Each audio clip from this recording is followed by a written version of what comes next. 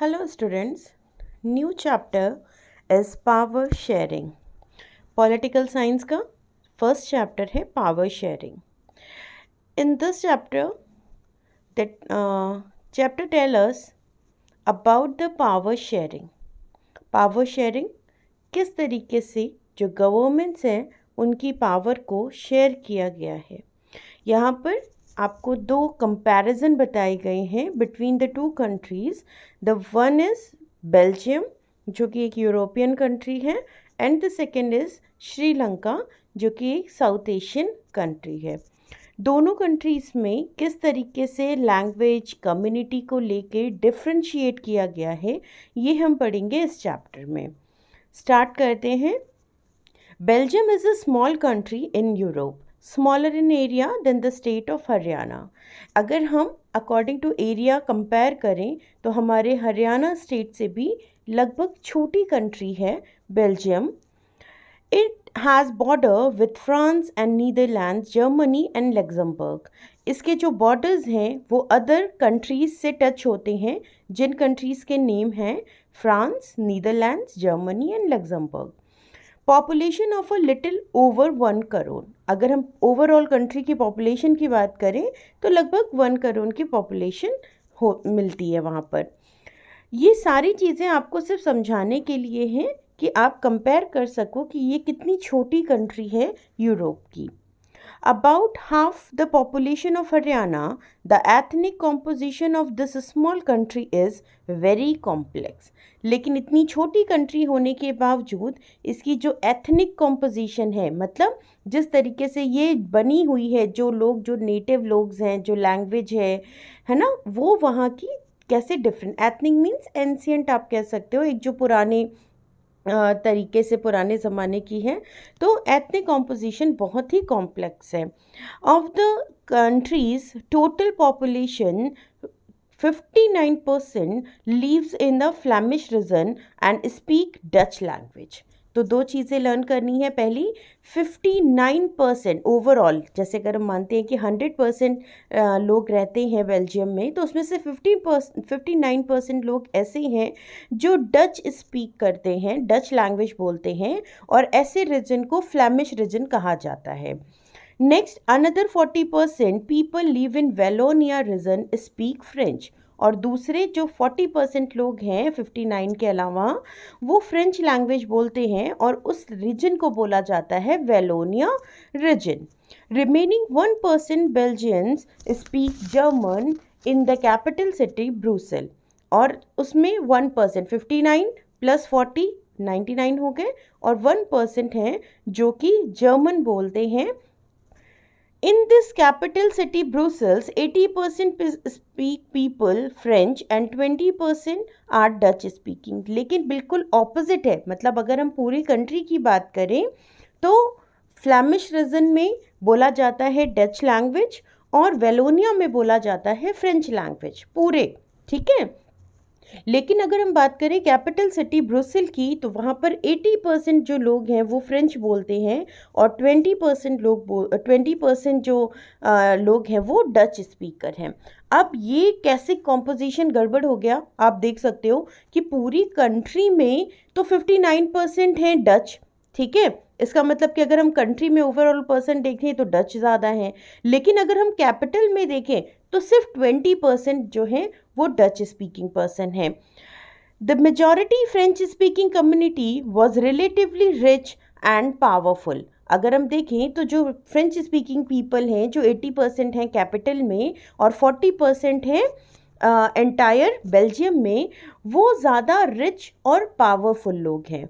This was resented by the Dutch speaking community who got the benefit of economic development and education much later. अगर हम देखें तो इसका मतलब ये होता है कि जो डच स्पीकिंग लोग हैं उनको उनके लिए इकोनॉमिक डेवलपमेंट और एजुकेशन काफ़ी बाद में मिला. जो फ्रेंच थे वो पहले से ही डेवलप्ड थे बेल्जियम में. This led to tensions between the Dutch speaking and French speaking communities during the 1950s to 60s. और इसी बात को लेके डच स्पीकिंग और फ्रेंच स्पीकिंग में कहाँ सुनी या थोड़े से टेंशन्स इन कम्युनिटीज़ में क्रिएट होने लगे. The tension between the two communities was more acute in Brussels, और सबसे ज़्यादा ये कहाँ पर थे? ब्रुसेल्स में. Brussels present a special problem. The Dutch speaking people constituted a majority in the country but the minority in the capital. और problem कहाँ पे थी कि जो ब्रुसेल जो कैपिटल है वहाँ पर डच स्पीकिंग जो पीपल हैं उनकी क्वांटिटी सिर्फ 20% है, जबकि अगर हम एंटायर कंट्री में देखें तो वो काफ़ी ज़्यादा है क्वांटिटी में. Let us compare this to the situation in another country Sri Lanka. और इसी चीज़ को बेल्जियम की इस एथनिक कॉम्पोजिशन को अब हम कंपेयर करते हैं श्रीलंका से. बट बिफोर दैट मैं आपको ये मैप शो करना चाहती हूँ. Community and regions of Belgium, ये बेल्जियम का मैप है जिसमें येलो, रेड और यहाँ पर साइड में लाइंस आपको दिख रही हैं. In a center there is a Brussels which is the capital of Belgium. So there is given जो ऑरेंज कलर है which is shown the Belgium region as a capital. Red colour Walloon French speaking this down side southern part. Yellow Dutch speaking people upside, and the German speaking which is having a line having 1% only in a Belgium. तो ये now अब हम compare करते हैं श्रीलंका से. Sri Lanka is an island nation just a few kilometres off the southern coast of Tamil Nadu. Sri Lanka कहाँ पर है? इन्होंने एग्जैक्टली ये भी इतना छोटा कंट्री है कि इन्होंने इसको एग्जैक्टली बताया है कि ये साउथ एशिया में कहाँ पर है. तो ये तमिलनाडु के पास में सदर्न कोस्ट में कुछ किलोमीटर्स की दूरी पर है और एक आइलैंड नेशन है. It has about 2 crore people, about the same as in Haryana. और इनकी लगभग जो पॉपुलेशन है वो 2 करोड़ है जो कि हरियाणा की जैसी है. Like other nation in south Asia region Sri Lanka has a diverse population. जैसा कि अदर साउथ एशियन कंट्रीज़ में भी है कि डिफरेंट रिलीजन के या डिफरेंट कम्युनिटीज़ के लोग रहते हैं सेम कंट्री में, वैसा ही कुछ कंडीशन श्रीलंका की भी है. The major social groups are the Sinhala speaking 74%. अब अभी तक हमने बेल्जियम में देखा फ्रेंच स्पीकिंग, डच स्पीकिंग और जर्मन स्पीकिंग. ठीक है, अब हम यहाँ देखेंगे जो श्रीलंका में है जो सबसे ज़्यादा कम्युनिटी जो मेजॉरिटी में है वो है सिन्हाला, जिनकी परसेंटेज है 74%. Then Tamil speakers 18%. Among the Tamil there are 2 sub groups. अगर हम तमिल को डिवाइड करें तो यहाँ पे 2 टाइप्स ऑफ तमिल्स हैं. Tamil native of the country, एक तो वो तमिल्स हैं जो यहाँ पर नेटिव्स हैं जो शुरू से श्रीलंका में ही रहे, and called the Sri Lankan Tamils 13%. उस 18% में 13% ऐसे तमिल्स हैं जो वहीं के नेटिव्स हैं. The rest whose forefathers came from India as plantation worker during the colonial period called the Indian Tamils. और कुछ ऐसे हैं जिन्हें कॉलोनियल पीरियड में ब्रिटिश के टाइम पे प्लांटेशन के लिए यहाँ से ले जाया गया था श्रीलंका और वो वहीं पर बस गए, तो उनको बोला जाता है Indian Tamils. As you can see from the map, in Sri Lanka, Tamils are concentrated in the north and the east of the country. अगर आप इस मैप को देखें तो आपको समझ में आता है कि जो सिन्हालीज हैं विच is shown by the yellow colour, ये बिल्कुल सेंटर में है श्रीलंका के. Orange colour this is Sri Lankan Tamils which is the north and the eastern part of Sri Lanka. Next Indian Tamil जो थोड़ा सा नॉर्थ में है और थोड़ा सा साउथ में है which is shown by the maroon colour, and the Muslims जो स्कैटर्ड हैं पूरे श्रीलंका में. So as you can see in a map कि जो श्रीलंकन तमिल्स हैं वो कॉन्सेंट्रेटेड है नॉर्थ में and the east of the country. Most of the Sinhala speaking people are Buddhist while most of the Tamils are Hindus or Muslims. अगर हम देखें तो जितने भी सिन्हालीज हैं जो येलो कलर से शो किया है वो पूरे बुद्धिज़्म रिलीजन को मानने वाले हैं, जबकि जो Tamil and most of the Tamils are Hindu और मुस्लिम, और जो भी तमिल्स हैं चाहे वो इंडियन हो या नेटिव तमिल्स हो वो हिंदू या मुस्लिम्स में डिवाइड हैं.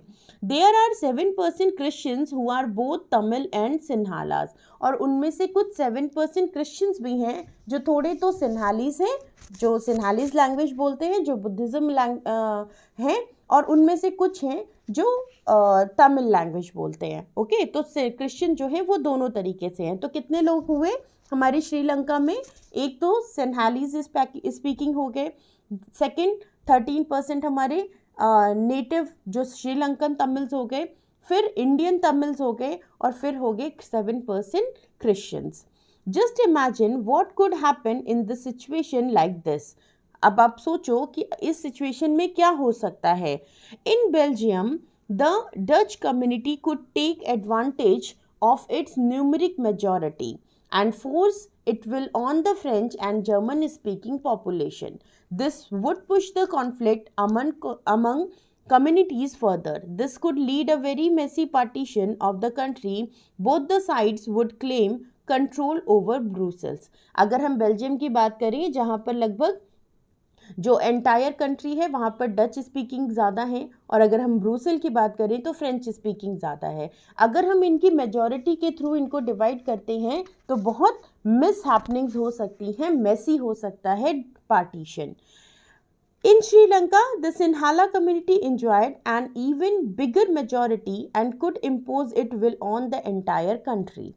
Now let us look at the happen in both of these country.